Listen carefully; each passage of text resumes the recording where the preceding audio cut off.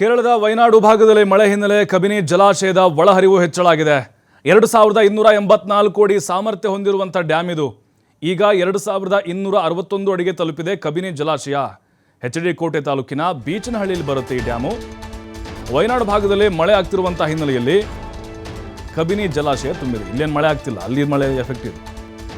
ಜಲಾಶಯಗಳ ಒಳಹರಿವು 10,757 ಕ್ಯೂಸೆಕ್ಸ್ ಇದೆ. ಬೋರ್ ಗರಿತಾ ಇದೆ. ಈಗ ಬೀಚನಹಳ್ಳಿಲಿರುವಂಥ ಡ್ಯಾಮ್ ಎಚ್.ಡಿ. ಕೋಟೆ ತಾಲೂಕಿನಲ್ಲಿ ಬರುತ್ತೆ ಕಬಿನಿ ಜಲಾಶಯ. ಆ ಭಾಗದ ರೈತರಿಗೆ ಬಹಳ ಅನುಕೂಲ ಇದು. ಎಚ್.ಡಿ. ಕೋಟೆ ತಾಲೂಕಿನ ಬಹುತೇಕ ಹಳ್ಳಿಗಳು ಇದನ್ನು ನಂಬಿಕೊಂಡಿದ್ದಾವೆ. ರೈತರು ಕೂಡ ಇದೇ ಜಲಾಶಯವನ್ನು ಅವರು ಡಿಪೆಂಡ್ ಮಾಡ್ಕೊಂಡಿದ್ದಾರೆ.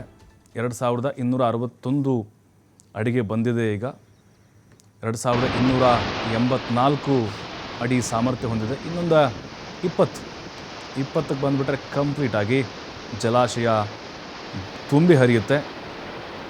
ಕಬಿನಿ ಜಲಾಶಯ ನೋಡ್ತಾ ಇದ್ವಿ ನಾವು. ಪ್ರತಿ ಬಾರಿ ಕೂಡ ಈ ಜೂನ್ ಸಂದರ್ಭದಲ್ಲಿ ಅದು ಕಂಪ್ಲೀಟ್ ಆಗಬೇಕಾಗಿತ್ತು, ಆದರೆ ಈಗ ಜುಲೈಯಲ್ಲಿದ್ದೀವಿ ನಾವು. ಬಟ್ ಇನ್ನೊಂದು ವಾರದಲ್ಲಿ ಇದು ಬಹುತೇಕವಾಗಿ ತುಂಬಬಹುದು ಅನ್ನುವಂಥ ಸಾಧ್ಯತೆಗಳಿದೆ.